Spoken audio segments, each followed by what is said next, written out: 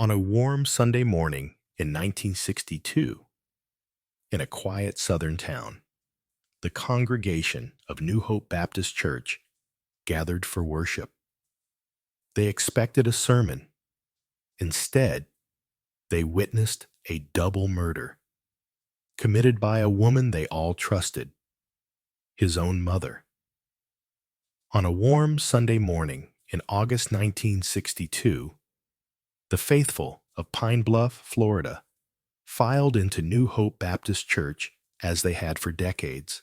Dressed in their Sunday best, they took their usual seats, exchanged greetings, and waited patiently for Reverend Otis Langston to step up to the pulpit. No one knew it would be his last sermon. The air was heavy with perfume. Old wooden pews creaked under the weight of the congregation, and hymns hummed quietly in the background. The choir had just taken their place. Everything felt ordinary until the first gunshot echoed through the sanctuary. Gasps filled the air. Someone screamed.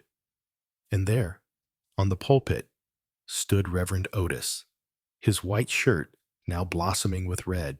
The congregation froze in horror. Otis swayed, gripping the edge of the podium. A second shot rang out, and his wife, Zelma, crumpled beside him, lifeless, before she ever touched the floor. But what silenced the room wasn't the blood. It was the shooter, because it wasn't a stranger. It wasn't an outsider. It was his own mother. Claudine Langston stood at the front of the church, pistol still raised, her face a mask of calm fury. A woman once worshipped for her devotion, her dignity, her faith, and in a moment, everything she had built came crashing down in a flood of blood, betrayal, and truth. Because what happened in that church was not just a murder. It was the final chapter of a secret that had poisoned a family for 40 years. A secret so dark, it was never meant to be uncovered. But Otis had uncovered it, and for that, his mother pulled the trigger. Before there was a murder, before there was a sermon never finished, there was a house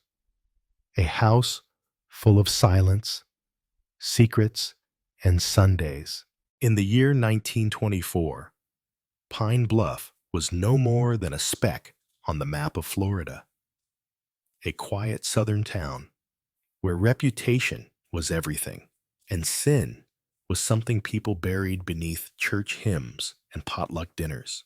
At the center of this small town stood Pastor Harlan Langston, a man of stern discipline and unwavering faith.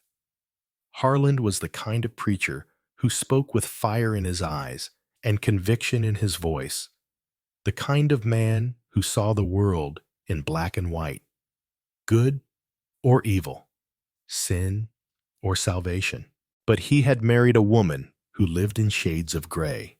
Claudine, beautiful, poised, far younger than him. She had the grace of a preacher's wife, but the eyes of someone who knew too much about the world. And in the dark corners of their marriage, Harlan began to suspect he never really knew her at all. The rumors started quietly. Whispers in the churchyard, glances exchanged during choir practice. Claudine lingered too long near another man. She laughed too easily when he passed by. That man was Deacon Josiah Bamp. Harlan had trusted Josiah, a man of the cloth, a man who led prayer circles and baptized babies. But something was wrong. Claudine's pregnancy should have been a blessing, confirmation of a holy union. But instead of joy, it brought tension, silence, and something colder than mistrust. Because Harlan knew the child wasn't his. He confronted her late one August night. The house creaked with heat and shame. Words were shouted, objects thrown. But Claudine never denied it. She didn't beg. She didn't cry. She didn't even look sorry. Because she knew something Harlan didn't. She would not be his wife for much longer. On the night of August 11th, 1924, Pastor Harlan Langston died in his sleep. The official report called it heart failure, but Pine Bluff had always known how to keep a secret. No autopsy, no investigation, no questions. The town mourned. The church cried. Claudine wore black, sat in the front pew, and accepted condolences with a bowed head and dry eyes. And Josiah Bamp, he stood at her side, quiet, steady, like he belonged there. From that moment on, the truth was no longer just buried. It was built into the very foundation of the church. Otis Langston grew up with a calling. The townspeople used to say he had his father's voice and his mother's spine, strong, steady, and destined for the pulpit. From a young age, Otis could recite verses with a clarity that silenced the room. He walked with purpose. He prayed with fire. But there were things Otis didn't know, things no one dared tell him. He believed Harlan Langston was his father. He believed Claudine Langston was a saint, and he believed the church was built on truth. But from the moment he was born, every part of his life had been a carefully crafted lie. Not far from him, another child was growing up. Zelma Bamp. She was quiet, observant, with a grace that came from her mother and a fierce intelligence that came from her father, Josiah Bamp. She too was raised in the same pews, sang the same hymns, bowed her head to the same sermons. Her eyes would sometimes wander during services, and often they landed on Otis. They played in the same dirt roads, ran through the same wheat fields, sat just rows apart in the same sanctuary. They were children of the same town, of the same God, and, though they didn't know it, of the same blood. Through the 1930s and into the early 40s, their friendship blossomed. Otis grew into a tall, kind-hearted young man with a deep sense of duty. Zelma, graceful and sharp, carried herself with a quiet confidence that drew people in. Together, they were seen as a golden pair, blessed by God, adored by the community. And by 1946, when the war had ended and the world tried to feel whole again, Otis Langston proposed. The town rejoiced. The church celebrated. And Claudine Langston sat in the front pew, her hands clenched into fists, her face frozen in a perfect smile. Because she knew what no one else did, that the young man about to marry the love of his life was walking straight into a curse, one she had created. For nearly 15 years, Otis and Zelma Langston were Pine Bluff's perfect couple. He led the congregation with the same fire his father once had.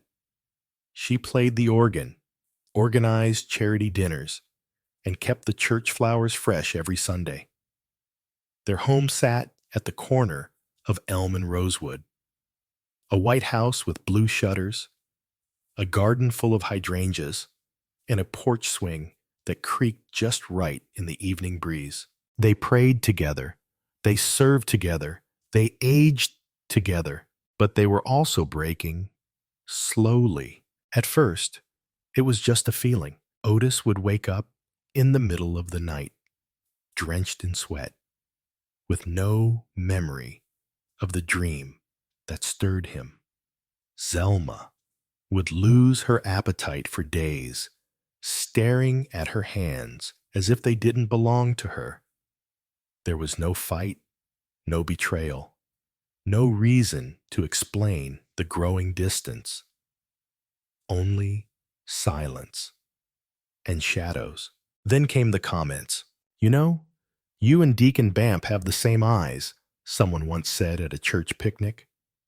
Otis smiled, politely, but something inside him shivered. Zelma found an old photograph in the church archives one afternoon. Harland, Josiah, Claudine, and a baby boy in Claudine's arms. The date was wrong. The baby looked familiar. She didn't say a word. She just closed the book. But the image followed her home. They both began to feel it, a weight they couldn't name. Otis grew restless in his sermons, repeating himself, forgetting passages. Zelma became quieter, more watchful. They stopped hosting dinners, stopped going out. The porch swing fell silent. Claudine, now in her late 50s, visited often, always with that same calm voice, the same careful smile.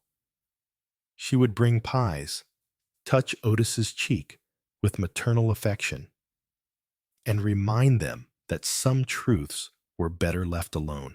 But truth has a sound, and in that house, it was beginning to echo. By 1961, Josiah Bamp's body had begun to betray him. Kidney failure, the doctors said. Months, maybe a year, left to live. But it wasn't death that scared him. It was what death might leave behind. A truth that Claudine had spent 4 decades burying. Lying in a stiff hospital bed, his skin gray and drawn, Josiah began to see things. Dreams he hadn't dreamed in years. Faces he had tried to forget. Whispers of sermons twisted by guilt. The weight of his sin had finally found him. And it came not as punishment, but as memory. He called for his daughter, Zelma. She came, just as any devoted daughter would. She brought flowers, sat beside his bed, held his frail hand, and smiled through her tears. She didn't know that the man lying in that bed, who had baptized her, prayed with her, raised her, was also the architect of her undoing. Josiah knew he couldn't die with it inside him. So he told her, not gently, not slowly, just 3 words, rasped from cracked lips. You married your brother. Zelma blinked, confused. What? His hand gripped hers tighter. His voice shook. Otis is my son, not Harlan's, yours in his marriage. It's a sin I helped create. She froze. Her mouth opened, but no sound came. Her heart pounded against her chest. Her eyes flooded before her mind could make sense of it. Then Josiah spoke the rest. The affair, the murder, the cover-up, the decades of lies. How Claudine had raised Otis under another name. How they both watched their own children fall in love and said nothing. Zelma didn't scream. She didn't faint. She didn't cry. Not yet. She simply reached into her purse and turned off the small tape recorder she had instinctively set to capture what she thought would be her father's final blessings. But what it captured instead was damnation.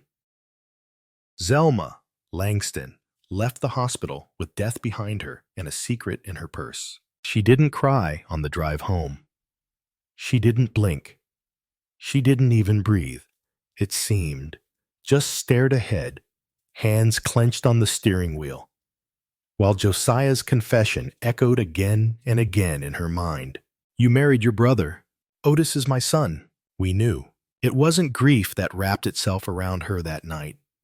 It was something colder, harder, a realization that her entire life, her love, her faith, her future, had been built on lies, whispered by the very people who claimed to protect her.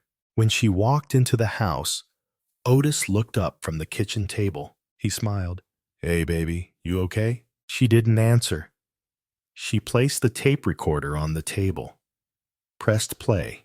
Josiah's voice filled the kitchen, and Otis, once so steady, so sure, began to tremble. He didn't speak, didn't blink, just listened as his world unraveled word by word, syllable by syllable. His father wasn't his father. His wife was his sister. His mother was his betrayer. He stood up so suddenly, the chair crashed to the floor. "I need air," he growled. And then he was gone. Otis walked the streets of Pine Bluff like a ghost. The storefronts blurred. The trees, the sky, the people, they all faded. Only one thing pulsed in his mind. She knew. Claudine. She had known from the beginning, and she had let it happen. He didn't remember walking to her house. He didn't remember pounding on her door.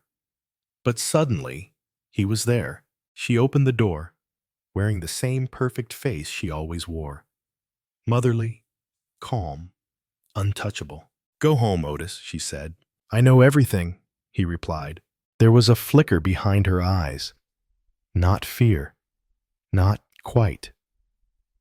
Something more dangerous. A shift. A recognition.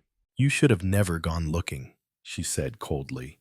"I'm going to tell the church," he whispered. This Sunday, that's when Claudine's expression cracked, and for the first time, Otis saw fear. August 5th, 1962. New Hope Baptist Church was filled to the brim. There was something different in the air that morning, something electric, tense. People had whispered all week about Reverend Otis. Something in his voice, the way he moved, the way he looked at his mother during Sunday service. No one knew what was coming, but they felt it. Claudine Langston sat in the front pew, spine straight, gloves on, purse in her lap. Her face calm, her heart pounding. She had prepared for everything, except for this, because Otis was not backing down. He had rewritten his sermon, rehearsed it every night, walked the floor until the wood creaked beneath him. He was going to tell the truth about his parents, about his marriage, about the lies that held the church together. And Claudine, she had made her decision. The service began as usual. Choir, announcements, a final hymn. Then Otis walked to the pulpit. He looked out across the congregation. Faces he had loved, people he had prayed for, eyes filled with trust. He opened his Bible, unfolded a handwritten page, and began to speak. There is a truth we've all ignored for too long. That's when Claudine reached into her purse. The gun was small, cold, loaded, and she stood. The first shot ripped through the air. Otis staggered, clutching the pulpit. Blood bloomed through his shirt. Gasps, screams, chaos. Zelma stood in shock. Then came the second shot, and she fell beside him. The sanctuary erupted. Pews scraped. Children cried. Some ran. Others froze. And Claudine stood in the center of it all. Her hands steady. Her face like stone. The truth would not be told. Not in her church. Not in her lifetime. The church was never the same after that Sunday. Blood had stained the pulpit. A preacher and his wife lay cold in matching caskets. And the woman who once led Sunday school stood in handcuffs, surrounded by people who once kissed her cheek and called her Sister Claudine. She didn't cry. She didn't speak. She only looked straight ahead. But the silence couldn't protect her anymore, because in Zelma's purse, tucked between a handkerchief and a broken lipstick, lay a small tape recorder, and inside it, the truth she tried to bury. In court, the tape was played. Josiah Bamp's voice, weak, old, trembling, told everything. The affair, the murder, the cover-up, the incestuous marriage they allowed to happen. No one spoke while it played. No one breathed. Some cried. Some prayed. Claudine didn't flinch. Not once. But when the tape ended, the courtroom was changed forever. She was found guilty on both counts of murder, sentenced to life in prison. They said she walked out of the courthouse like a queen to her execution, head held high, expression unchanged. But there were no followers this time, no hymns, no forgiveness, just bars. Years passed. The church changed names. The Langston name was quietly removed from its history books. New pastors came and went, but people still whispered about the preacher who married his sister, the woman who killed him, and the church that let it happen. Otis and Zelma were buried side by side beneath a wide oak tree behind the old churchyard. No one dared separate them, even in death, because what happened to them wasn't their sin. It was the sin of those who came before them. And as for Claudine Langston, she died in prison, alone, without a word. Her truth died with her. But the tape, that little machine with the rusting buttons and the cracked case, it still spoke.